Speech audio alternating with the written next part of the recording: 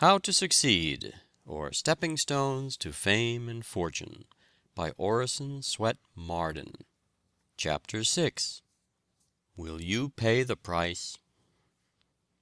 The gods sell anything, and to everybody at a fair price. Emerson.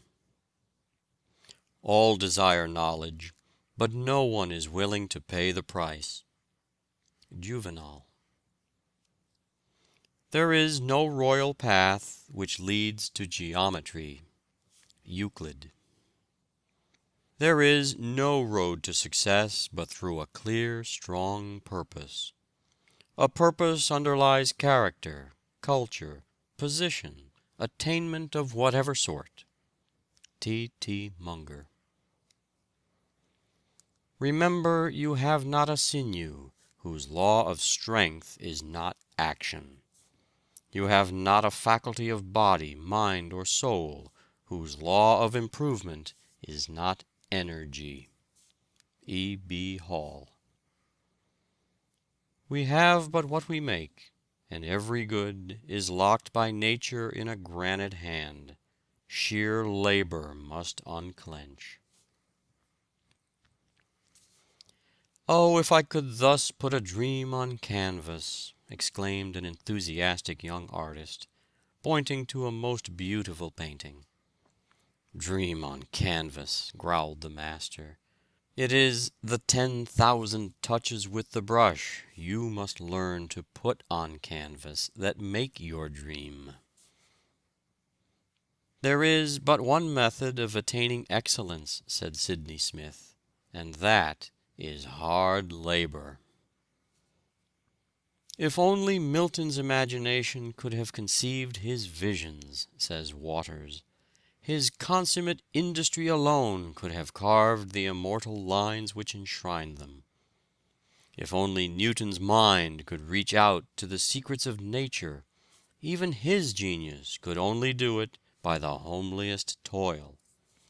The works of Bacon are not Midsummer Night's Dreams, but like coral islands they have risen from the depths of truth, and formed their broad surfaces above the ocean by the minutest accretions of persevering labor. The conceptions of Michelangelo would have perished like a night's fantasy, had not his industry given them permanence." Salvini contributes the following to the Century as to his habits of study before he had established himself as a past master of tragedy. "I imposed upon myself a new method of study. While I was busying myself with the part of Saul, I read and reread the Bible, so as to become impregnated with the appropriate sentiments, manners, and local color. When I took up Othello, I pored over the history of the Venetian Republic and that of the Moorish invasion of Spain.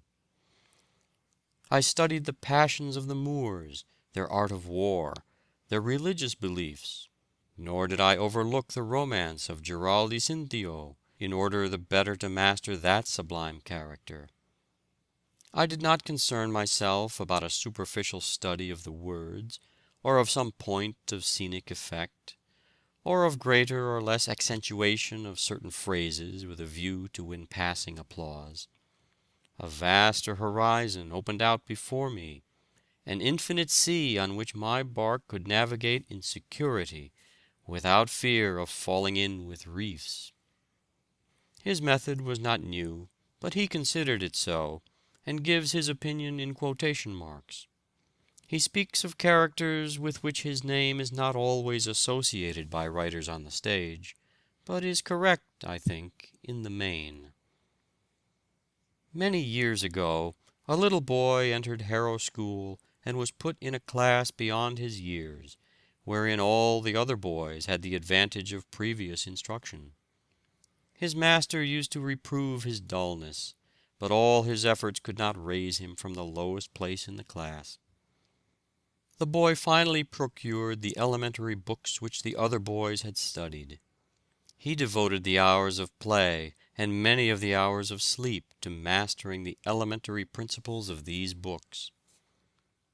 This boy was soon at the head of his class, and the pride of Harrow.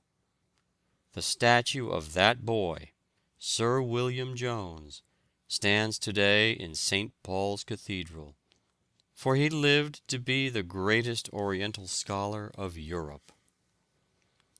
"What is the secret of success in business?" asked a friend of Cornelius Vanderbilt. "Secret? There is no secret about it," replied the Commodore. "All you have to do is to attend to your business and go ahead. If you would adopt Vanderbilt's method, know your business, attend to it, and keep down expenses until your fortune is safe from business perils. Work or starve is nature's motto, and it is written on the stars and the sod alike. Starve mentally, starve morally, starve physically. It is an inexorable law of nature that whatever is not used dies. Nothing for nothing is her maxim. If we are idle and shiftless by choice, we shall be nerveless and powerless by necessity." The mottos of great men often give us glimpses of the secret of their characters and success. "Work, work, work," was the motto of Sir Joshua Reynolds, David Wilkie, and scores of other men who have left their mark upon the world. Voltaire's motto was "Toujours au travail," always at work. Scott's maxim was "Never be doing nothing." Michelangelo was a wonderful worker. He even slept in his clothes, ready to spring to his work as soon as he awoke. He kept a block of marble in his bedroom that he might get up in the night and work when he could not sleep. His favorite device was an old man in a go-cart with an hourglass upon it, bearing this inscription, "Ancora imparo," "Still I'm learning." Even after he was blind, he would ask to be wheeled into the Belvedere to examine the statues with his hands. Cobden used to say, "I'm working like a horse without a moment to spare." It was said that Handel, the musician, did the work of a dozen men. Nothing ever daunted him. He feared neither ridicule nor defeat. Lord Palmerston worked like a slave, even in his old age. Being asked when he considered a man in his prime, he replied, 79, that being his own age. Humboldt was one of the world's great workers. In summer he arose at 4 in the morning for 30 years. He used to say work was as much of a necessity as eating or sleeping. Sir Walter Scott was a phenomenal worker. He wrote the Waverley novels at the rate of 12 volumes a year. He averaged a volume every 2 months during his whole working life. What an example is this to the young men of today of the possibilities of an earnest life. Edmund Burke was one of the most prodigious workers that ever lived. George Stephenson used to work at mealtime, getting out loads of coal while the miners were at dinner, in order that he might earn a few extra shillings to buy a spelling book and an arithmetic. His associates thought he was very foolish, and asked him what good it would do to learn to read and cipher. He told them he was determined to improve his mind, so he studied whenever he could snatch a minute before the engines fire, and in every possible situation, until he had a good, practical, common-sense education. Garibaldi's father decided that Giuseppe should be a minister, because the boy was so sorry for a cricket which lost its leg. Samuel Morse's father concluded that his son would preach well, because he could not keep his head above water in a dangerous attempt to catch bait in the Mystic River. President Dwight told young Morse he would never make a painter, and hinted that he would never amount to much anyway if he did not study more.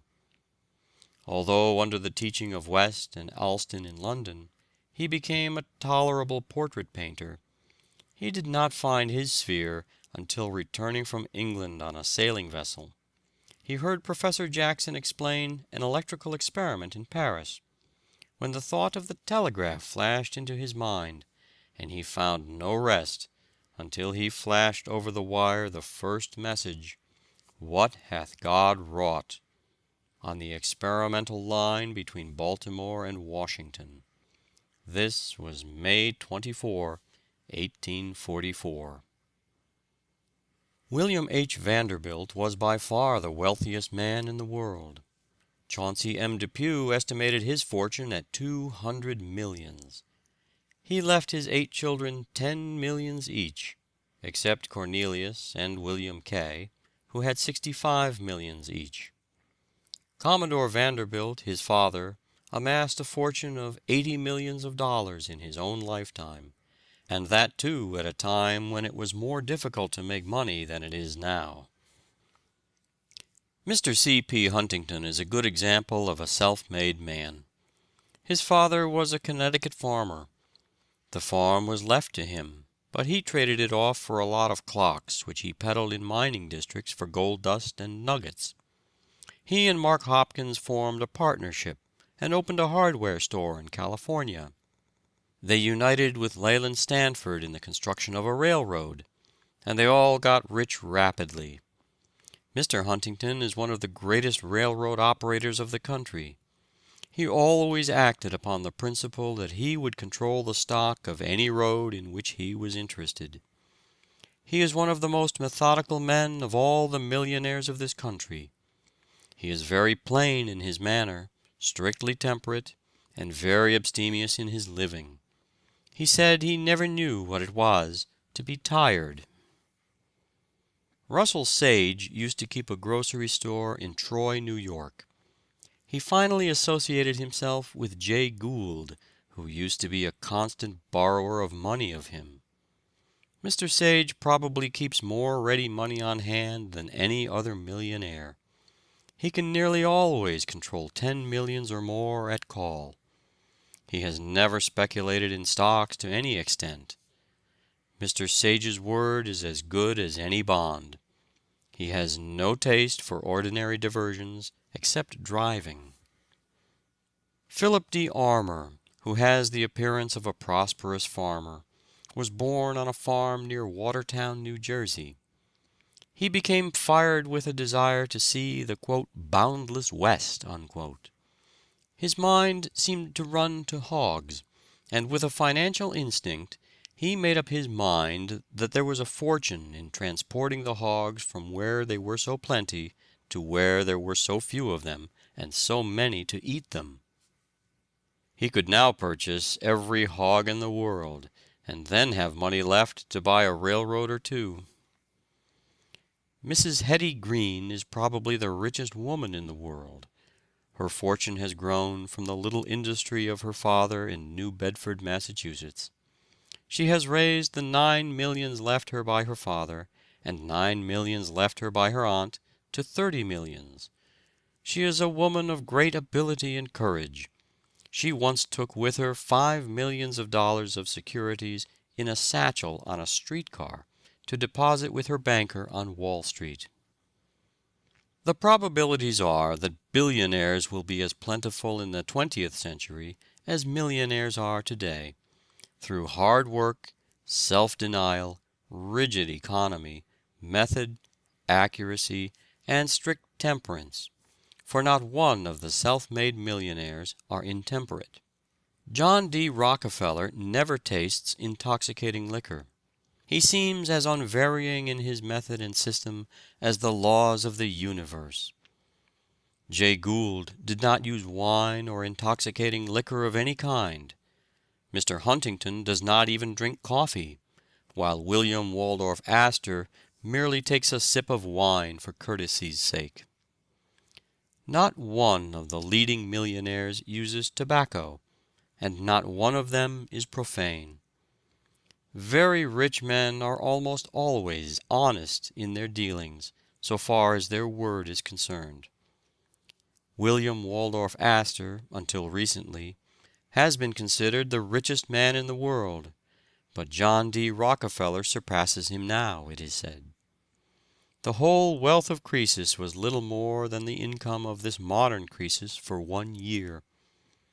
Mr. Rockefeller controls about 80 or 90 millions of capital stock in the Standard Oil Trust. The Standard Oil Company is one of the best managed corporations in the world. 2 centuries and a quarter ago, a little tempest-tossed, weather-beaten bark, barely escaped from the jaws of the wild Atlantic, landed upon the bleakest shore of New England. From her deck disembarked 101 careworn exiles. To the casual observer, no event could seem more insignificant. The contemptuous eye of the world scarcely deigned to notice it. Yet the famous vessel that bore Caesar and his fortunes carried but an ignoble freight compared with that of the Mayflower. Though landed by a treacherous pilot upon a barren and inhospitable coast, they sought neither richer fields nor a more congenial climate, but liberty and opportunity. A lady once asked Turner the secret of his great success. "I have no secret, madam, but hard work.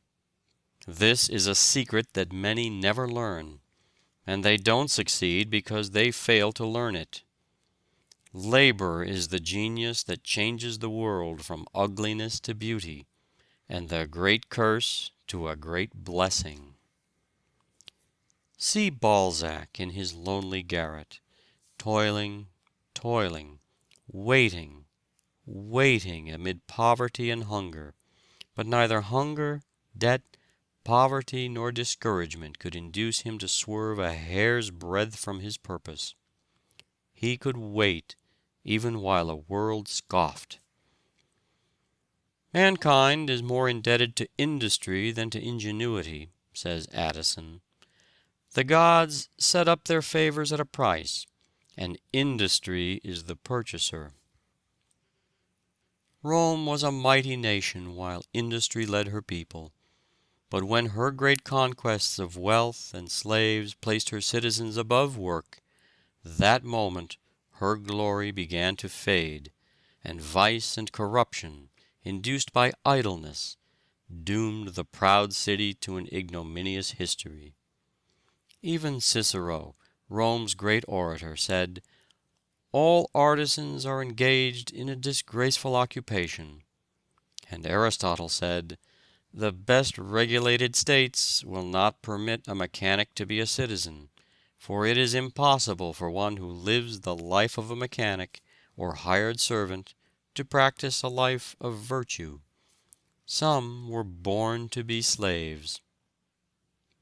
But fortunately there came a mightier than Rome, Cicero or Aristotle, whose magnificent life and example forever lifted the false ban from labor and redeemed it from disgrace. He gave dignity to the most menial service, and significance to labor. Christ did not say, "Come unto me, all ye pleasure hunters, ye indolent, and ye lazy," but "Come all ye that labor and are heavy laden." Columbus was a persistent and practical, as well as an intellectual hero. He went from one state to another, urging kings and emperors to undertake the first visiting of a world which his instructed spirit already discerned in the far-off seas. He first tried his own countrymen at Genoa, but found none ready to help him. He then went to Portugal, and submitted his project to John II, who laid it before his council. It was scouted as extravagant and chimerical. Nevertheless, the king endeavored to steal Columbus's idea. A fleet was sent north in the direction indicated by the navigator, but being frustrated by storms and winds, it returned to Lisbon after 4 days' voyaging.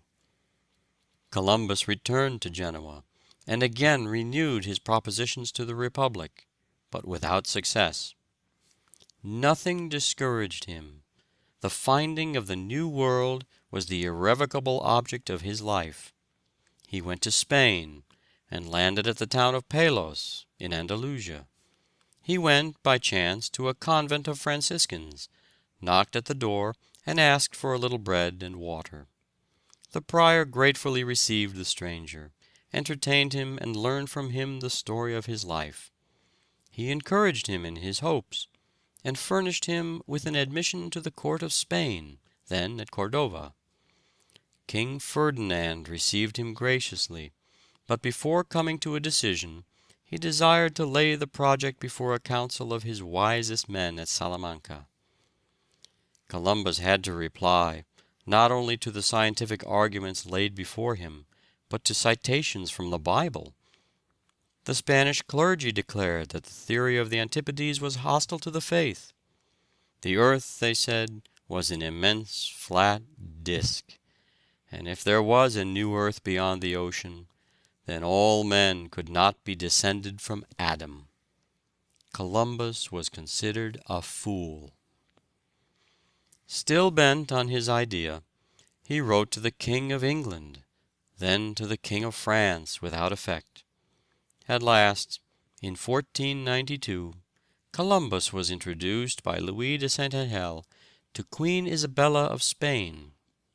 The friends who accompanied him pleaded his cause with so much force and conviction that he at length persuaded the Queen to aid him. Lord Ellenborough was a great worker. He had a very hard time in getting a start at the bar, but was determined never to relax his industry until success came to him. When he was worked down to absolute exhaustion, he had this card which he kept constantly before his eyes, lest he might be tempted to relax his efforts. Quote, "Read or starve." Unquote. Show me a man who has made $50,000, and I will show you in that man an equivalent of energy, attention to detail, trustworthiness, punctuality, professional knowledge, good address, common sense, and other marketable qualities. The farmer respects his savings bank book not unnaturally, for it declares with all the solemnity of a sealed and stamped document that for a certain length of time he rose at 6 o'clock each morning to oversee his labors, that he patiently waited upon seasonable weather, that he understood buying and selling. To the medical man, his fee serves as a medal to indicate that he was brave enough to face smallpox and other infectious diseases, and his self-respect is fostered thereby. The barrister's brief is marked with the price of his legal knowledge, of his eloquence, or of his brave endurance during a period of hope-deferred brieflessness. A rich man asked Howard Burnett to do a little thing for his album. Burnett complied and charged 1,000 francs. "But it took you only 5 minutes," objected the rich man. "Yes, but it took me 30 years to learn how to do it in 5 minutes." "I prepared that sermon," said a young sprig of divinity, "in half an hour, and preached it at once, and thought nothing of it." "In that," said an older minister, "your hearers are at one with you, for they also thought nothing of it." Virgil seems to have accomplished about 4 lines a week, but then they have lasted 1,800 years, and will last 1,800 more. 7 years Virgil is said to have expended in the composition of the Georgics, and they could all be printed in about 7 columns of an ordinary newspaper. Tradition reports that he was in the habit of composing a few lines in the morning, and spending the rest of the day in polishing them. Campbell used to say that if a poet made 1 good line a week, he did very well indeed. But Moore thought that if a poet did his duty, he could get a line done every day. What an army of young men enters the success contest every year as raw recruits. Many of them are country youths flocking to the cities to buy success. Their young ambitions have been excited by some book, or fired by the story of some signal success, and they dream of becoming Astors or Gerards, Stuarts or Wanamakers, Vanderbilts or Goulds, Lincolns or Garfields, until their innate energy impels them to try their own fortune in the magic metropolis. But what are you willing to pay for "success," as you call it, young man? Do you realize what that word means in a great city in the 19th century, where men grow gray at 30 and die of old age at 40? Where the race of life has become so intense that the runners are treading on the heels of those before them, and "woe to him who stops to tie his shoestring." Do you know that only 2 or 3 out of every 100 will ever win permanent success, and only because they have kept everlastingly at it, and that the rest will sooner or later fail, and many die in poverty because they have given up the struggle? There are multitudes of men who never rely wholly upon themselves and achieve independence. They are like summer vines which never grow even ligneous, but stretch out 1,000 little hands to grasp the stronger shrubs, and if they cannot reach them, they lie disheveled in the grass, hoof-trodden and beaten of every storm. It will be found that the first real movement upward will not take place until, in a spirit of resolute self-denial, indolence so natural to almost everyone is mastered. Necessity is, usually, the spur that sets the sluggish energies in motion. Poverty, therefore,